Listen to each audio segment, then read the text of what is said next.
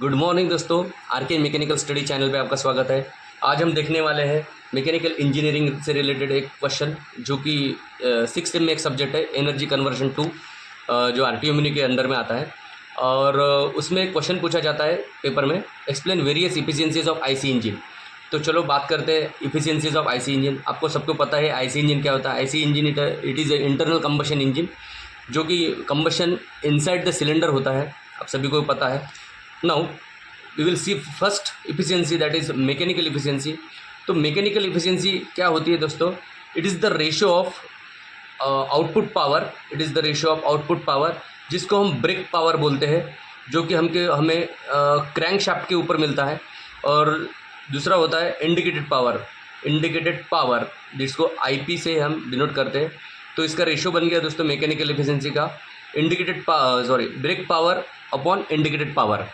तो brake power आपको पता है जी, ब्रेक पावर यानी power available at the output shaft, that is crank shaft. And indicated power होता है the power which is produced inside the engine cylinder. तो ये हो गया मैकेनिकल इफिशियंसी। और मैकेनिकल इफिशियंसी आईसी इंजन की 80 to 95% के बीच में रहती है।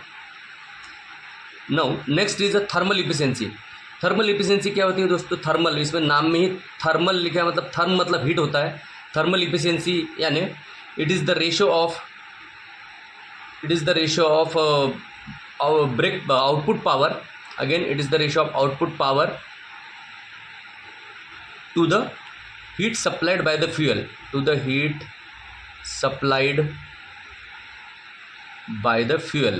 supplied by the fuel।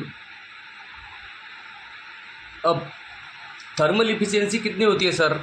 ये क्वेश्चन रहता है कि थर्मल इफिशियंसी पेट्रोल इंजन या डीजल इंजन की होती कितनी है। तो दोनों की अगर बात करेंगे पेट्रोल इंजन और, तो मिला के 30 to 40% के बीच में थर्मल इफिशियंसी रहती है, क्योंकि बहुत सारे लॉसेस होते हैं इंजन में, लुब्रिकेशन लॉस, फ्रिक्शन लॉस। तो इस कारण से इसकी इफिशियंसी ज़्यादा नहीं होती है, 30 to 40% ही होती है। तो थर्मल इफिशियंसी को दो हिस्सों में बांटा गया है, दो पार्ट्स में। पहली होती है ब्रेक थर्मल इफिशियंसी।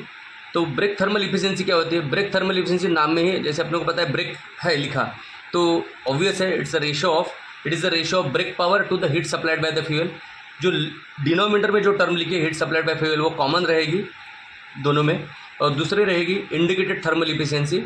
अब इंडिकेटेड थर्मल इफिशियंसी, तो इसको कैसे याद रखेंगे? इंडिकेटेड लिखा है तो it's the ratio of indicated power to the heat supplied by the fuel. यही इसको सिंपल तरीका है इसको ध्यान रखने का। ब्रेक थर्मल इफिशियंसी पूछा तो brake power by heat supplied by the fuel, और इंडिकेटेड थर्मल इफिशियंसी पूछा तो indicated power to the heat supplied by the fuel. It's very simple. Next third आता है वॉल्यूमेट्रिक इफिशियंसी। अब वॉल्यूमेट्रिक इफिशियंसी क्या होती है? यहाँ पे मैंने कुछ लिखा है डेफिनेशन, आप ये प्रेफर कर सकते हैं, आप अपने नोट डाउन कर सकते हैं।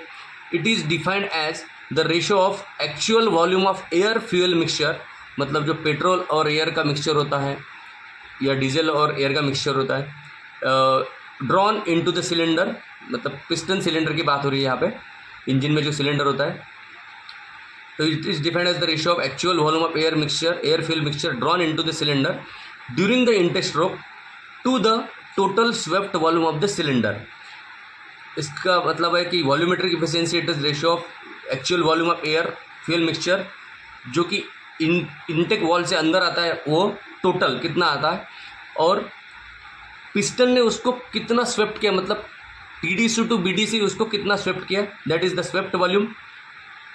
और एक सिंपल जनरल टर्म में अगर मैं बात करूँ, इसका एग्जांपल दूँ अपना डोमेस्टिक, कि मैंने कुछ 5 लीटर पानी बकेट में लिया और अपने ऊपर डाला मैंने नहाने के लिए, पूरा का पूरा उठा के।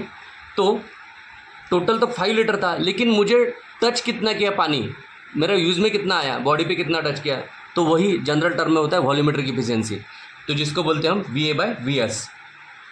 अगर बात करेंगे कि पेट्रोल इंजन की वॉल्यूमेट्रिक इफिशियंसी कितनी होती है सर, तो एक जनरल है कि 80 to 85% पेट्रोल इंजन की इफिशियंसी होती है वॉल्यूमेट्रिक इफिशियंसी। डीजल इंजन की वॉल्यूमेट्रिक इफिशियंसी होती है 85 to 90%। नाउ नेक्स्ट देखते हैं overall efficiency. It is similar to brake thermal efficiency, that is brake power upon heat supplied by fuel. तो इसको अलग से ध्यान रखने की एक ट्रिक है कि इसको ब्रेक थर्मल इफिशियंसी के साथ मैच कर सकते हैं आप, तो यह ध्यान में रहेगा अच्छे से। नेक्स्ट आता है air standard efficiency. Air standard efficiency ये भी एक इफिशियंसी है पेट्रोल आईसी इंजन की। जैसे कि इसको बोलेंगे the general expression for the air standard efficiency is given as. तो ये दोनों इंजन के लिए अलग अलग होती है एयर स्टैंडर्ड इफिशियंसी। इसका फार्मूला है, जैसे पेट्रोल इंजन की बात करेंगे तो ईटा एयर, इसको ईटा बोलते हैं जो एन के जैसा दिखता है, eta ITTA, eta air equal to 1 - 1/RC raised to power γ - 1।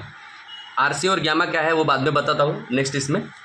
For diesel engine के लिए फार्मूला क्या बनेगा एयर स्टैंडर्ड का, air standard efficiency eta air equal to 1 - 1/RC raised to power γ - 1 bracket में rho raised to power γ - 1 gamma in bracket rho -1। अब बताते हैं RC और गैमा। अब देखते हैं दोस्तों आरसी क्या होता है और गैमा क्या होता है और रो क्या होता है। तो आरसी होता है कंप्रेशन रेशो, जो कि रेशो होता है क्लियरेंस वॉल्यूम का और टोटल वॉल्यूम का। Clearance volume is denoted by VC and swept volume is denoted by VS. In this way, compression ratio is the ratio of VC plus total volume, that is VS plus VC. Gamma होता है ratio of specific heat.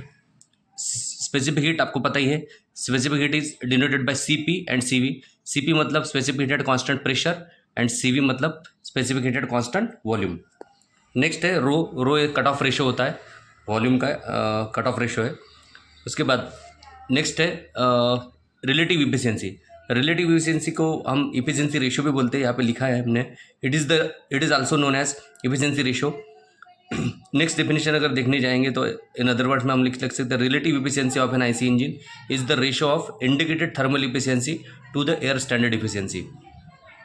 अगर उसको ratio में लिखने जाए eta relative is equal to indicated thermal efficiency, या ऐसे भी लिख सकते हैं eta ITH upon eta air indicated thermal efficiency to the air standard efficiency. तो आज के लिए दोस्तों इतना ही। नेक्स्ट वीडियो में मिलते हैं कुछ दूसरे टॉपिक्स के साथ जो कि बहुत इंपॉर्टेंट होगा आपके लिए। Thank you so much.